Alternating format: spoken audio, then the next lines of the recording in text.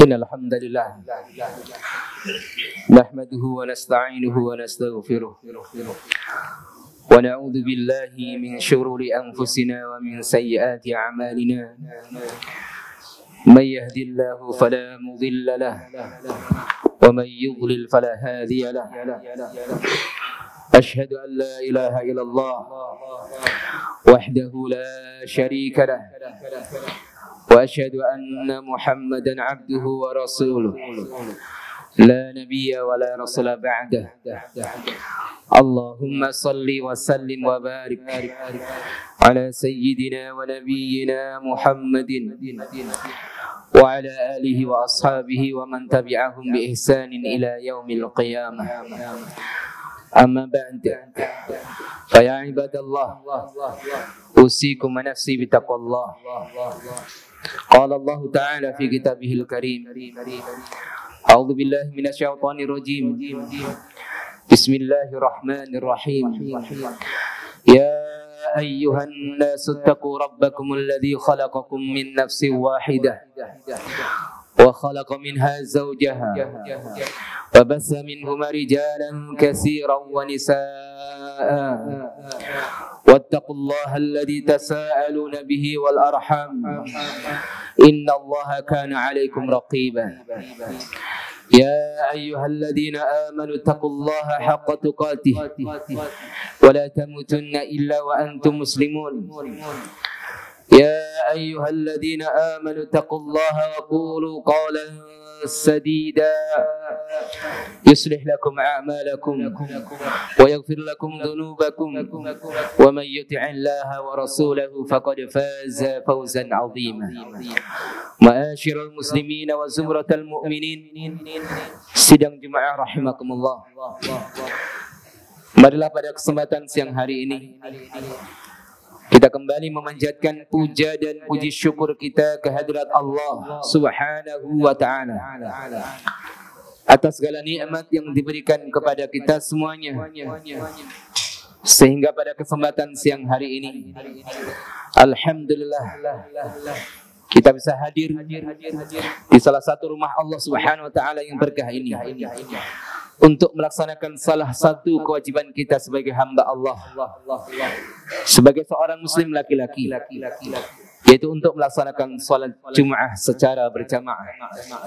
Mudah-mudahan amal-amal saleh yang kita laksanakan seluruhnya dari awal sampai akhir diterima oleh Allah Subhanahu wa ta'ala.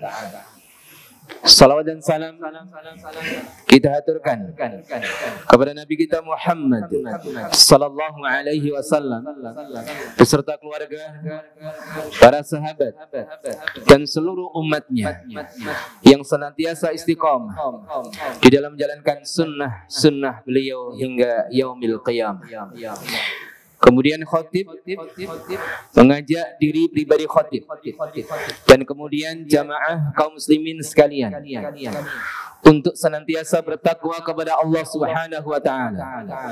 Takwa dalam artian yang sebenar-benarnya, yaitu menjalankan perintah-perintah Allah dan menjauhi segala larangan-larangannya.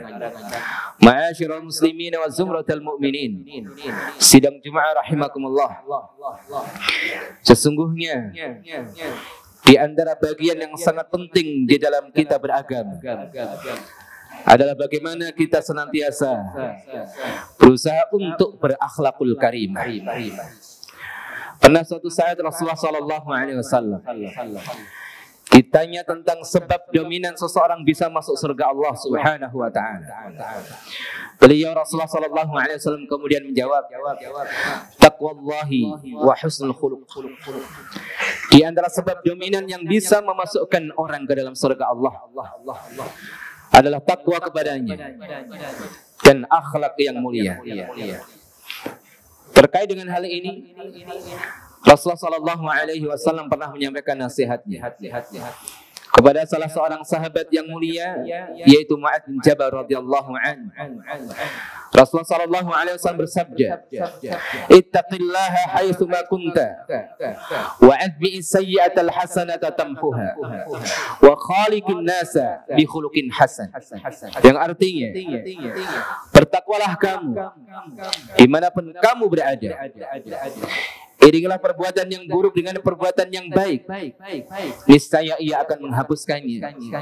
Dan berakhlaklah kepada manusia dengan akhlak yang mulia. Ma'asyiral muslimin, sidang Jumat rahimakumullah. Para ulama menjelaskan, sesungguhnya hadis ini, sabda Rasulullah ini menunjukkan akan 3 akhlak yang wajib dimiliki oleh setiap muslim. Yang pertama adalah akhlak kepada Allah Subhanahu wa taala. Ini tertuang dalam sabda Rasulullah sallallahu alaihi wasallam, "Ittaqillaha haitsu ma kunta." Bertakwalah kamu kepada Allah dimanapun kamu berada.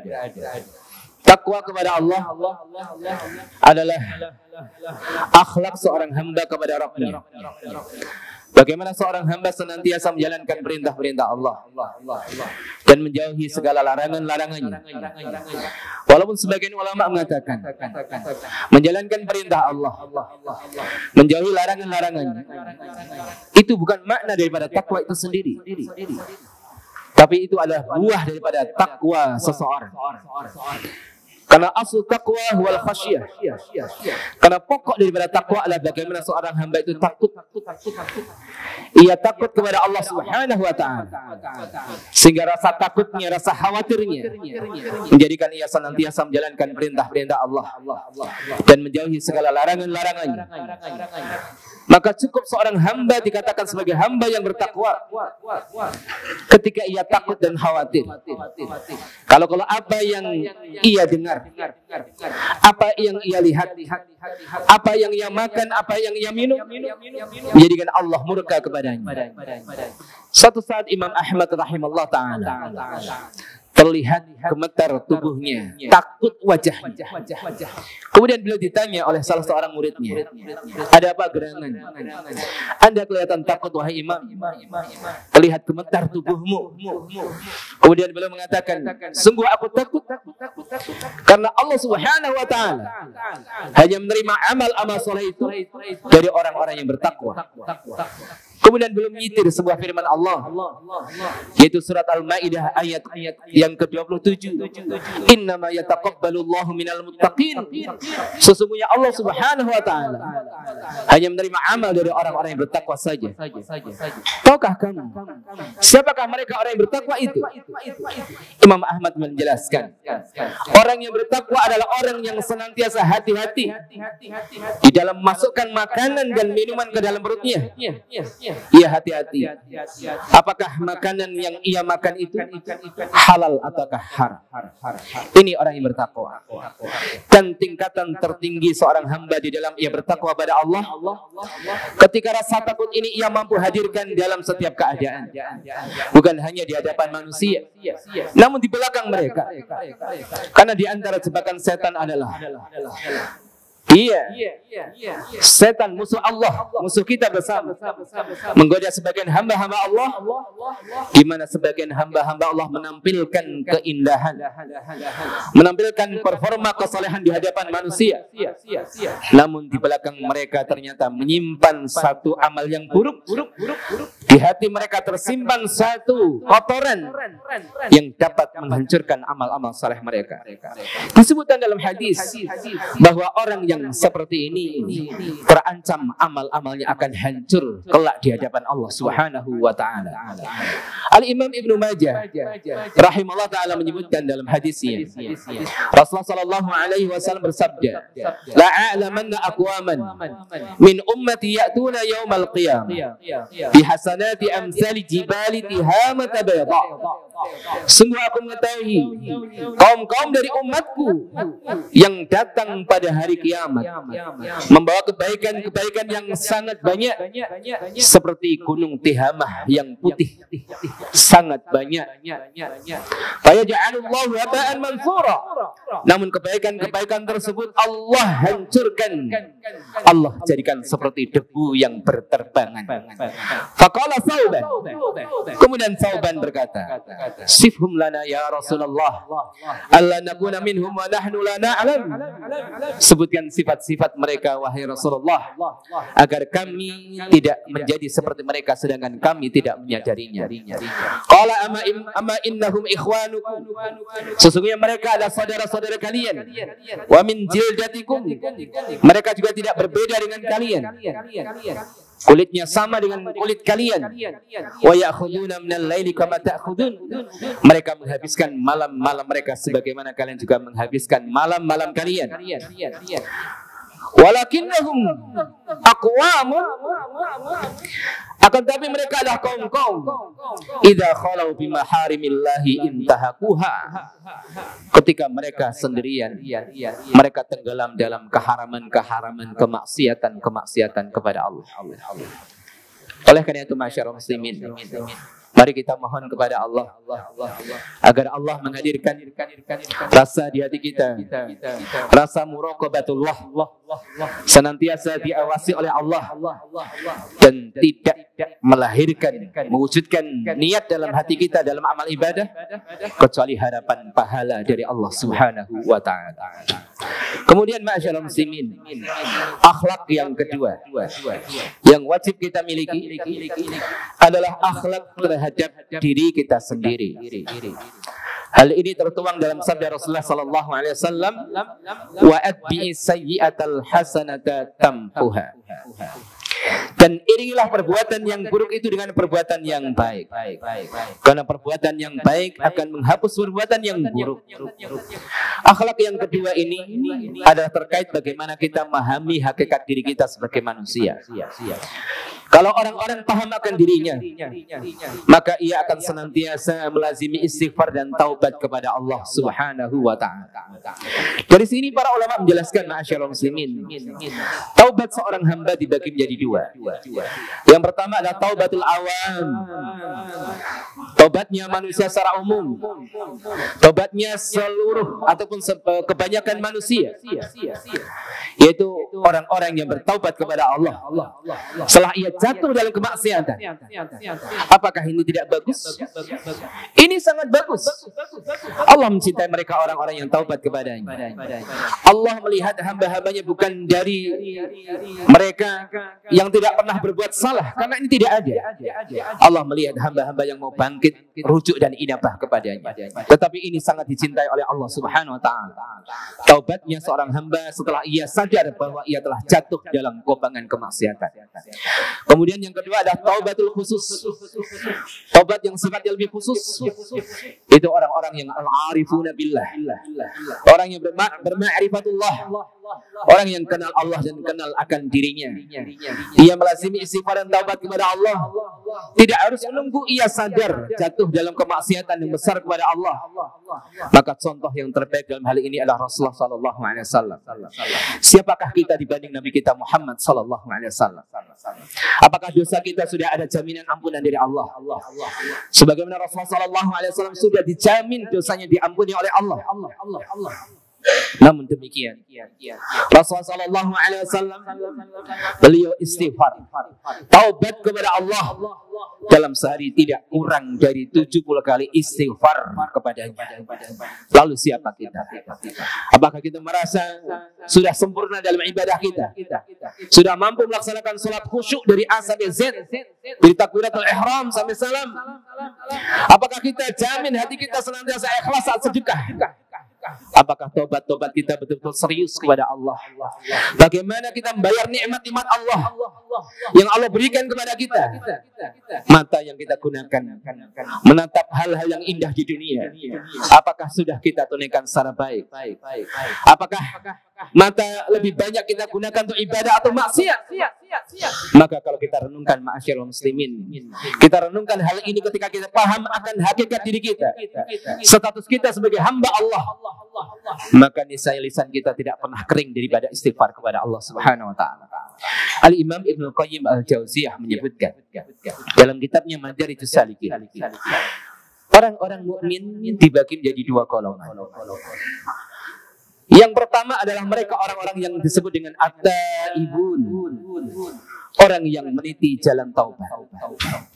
Di awal perjalanan sampai akhir perjalanannya, ia berada dalam status taibun. Ini adalah orang-orang yang istimewa. Kemudian orang-orang yang kedua adalah orang-orang al-zalimun, orang yang tidak pernah ngeh akan hakikat dirinya sendiri.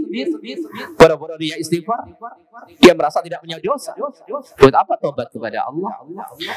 Ini orang-orang zalimun, meletakkan sesuatu tidak pada tempatnya. Karena kita sebagai manusia, sadar atau tidak sadar, pasti kita bermaksiat kepada Allah.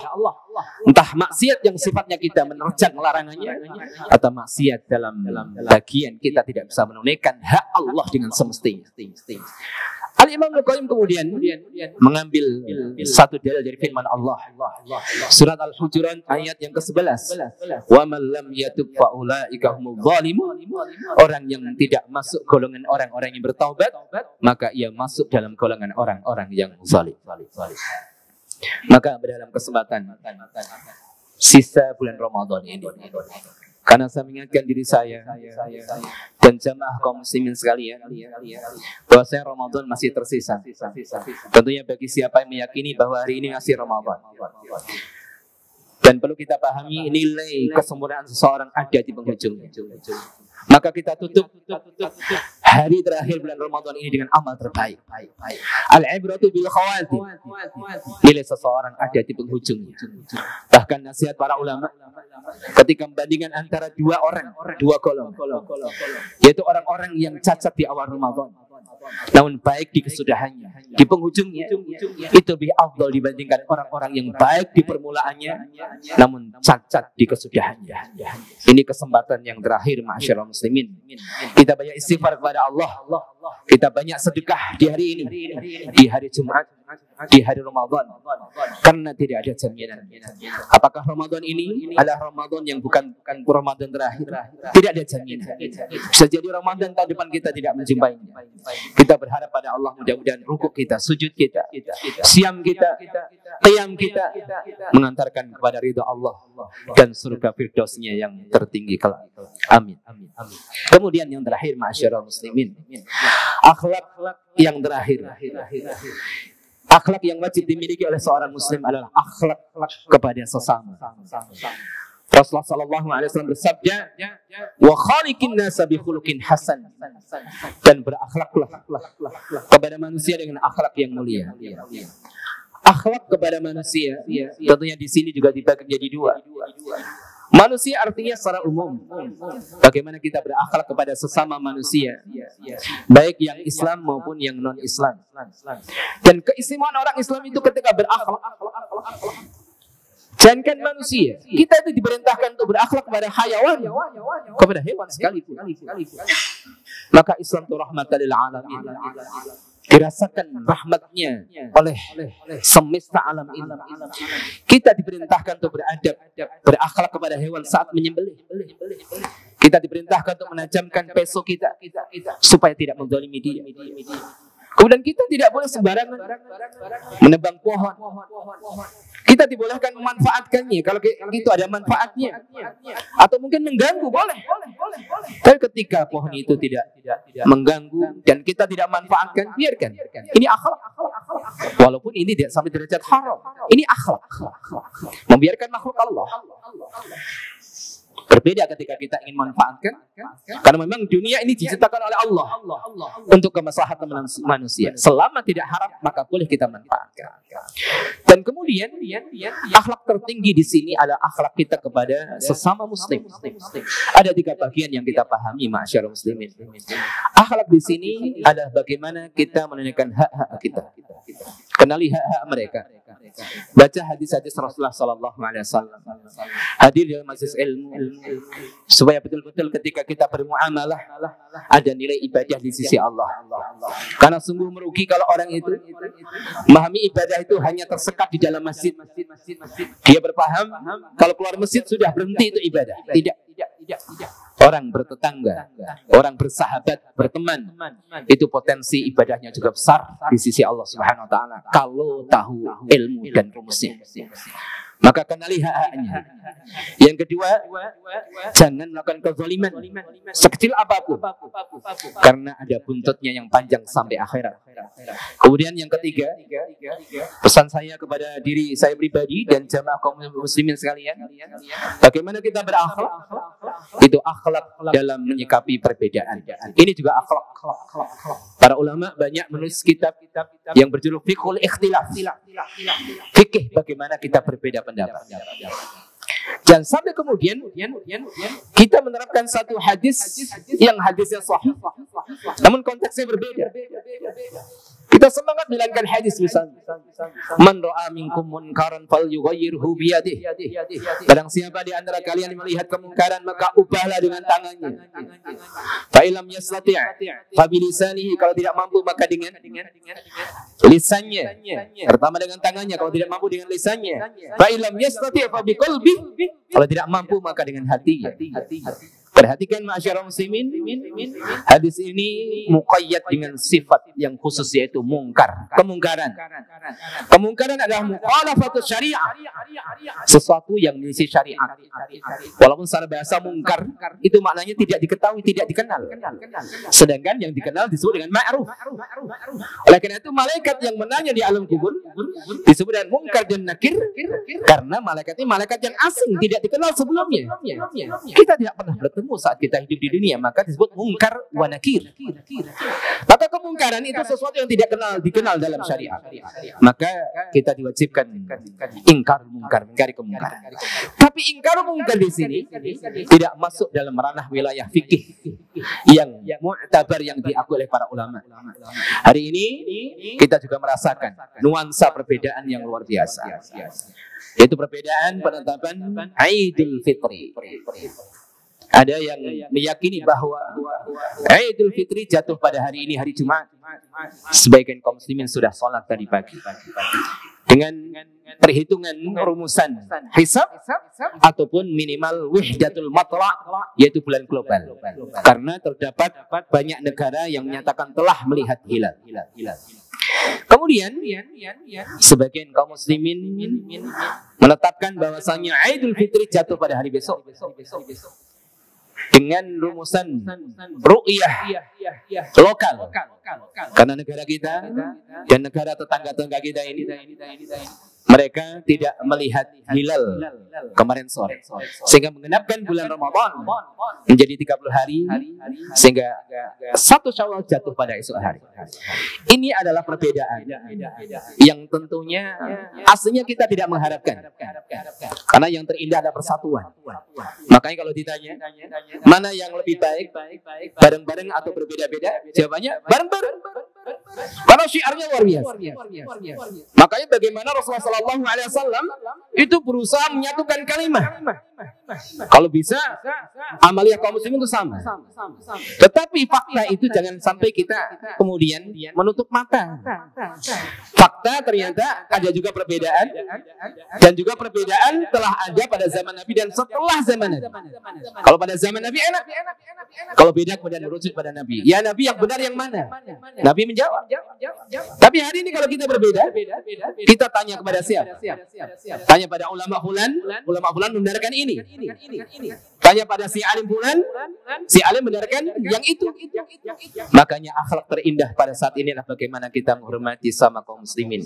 Maka hal-hal yang terkait dengan hukum fikih tidak boleh diterapkan dalam hal ini. Misalnya orang-orang yang meyakini bahwasanya Idul Fitri jatuh pada hari Jumat, dia tidak boleh mengatakan sungguh haram hukumnya puasa di hari raya. Iya, memang benar, tapi tidak boleh diterapkan kepada orang-orang yang meyakini bahwasanya Idul Fitri jatuh pada hari Sabtu.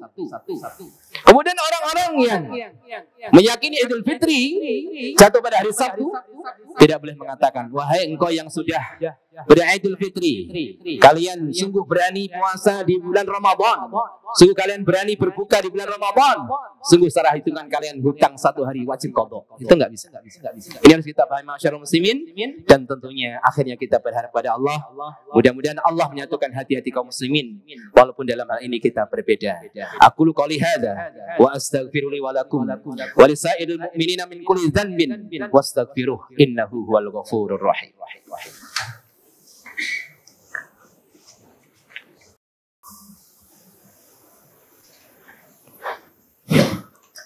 Alhamdulillah.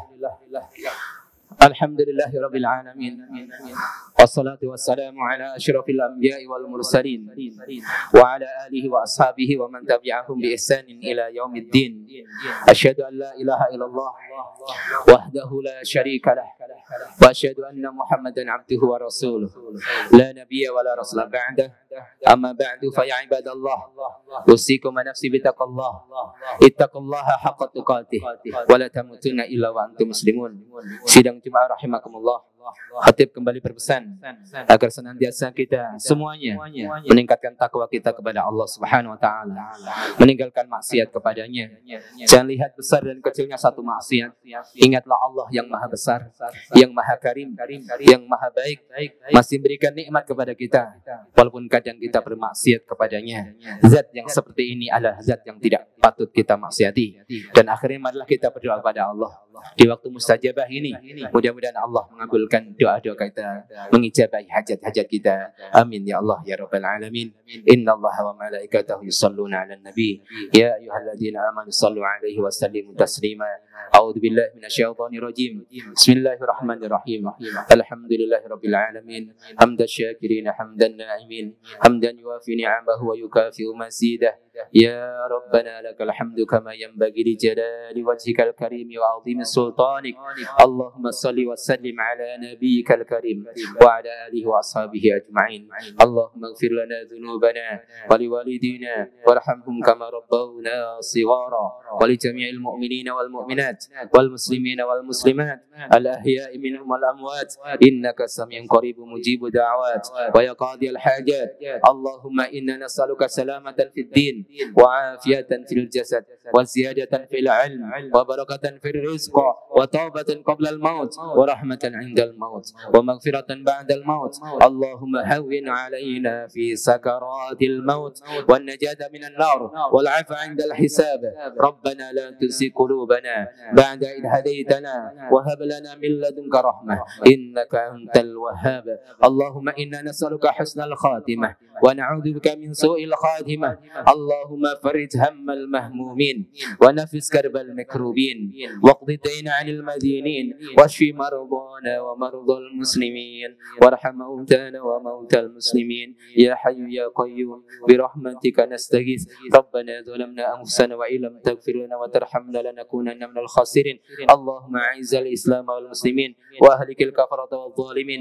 اللهم أشغل الظالمين بالظالمين وأخرجنا من بينهم سالمين. يا قوي يا عزيز إنك على كل شيء قدير. ربنا آتنا في الدنيا حسنة وفي الآخرة حسنة وقنا عذاب النار والحمد لله رب العالمين. ثم أقم الصلاة.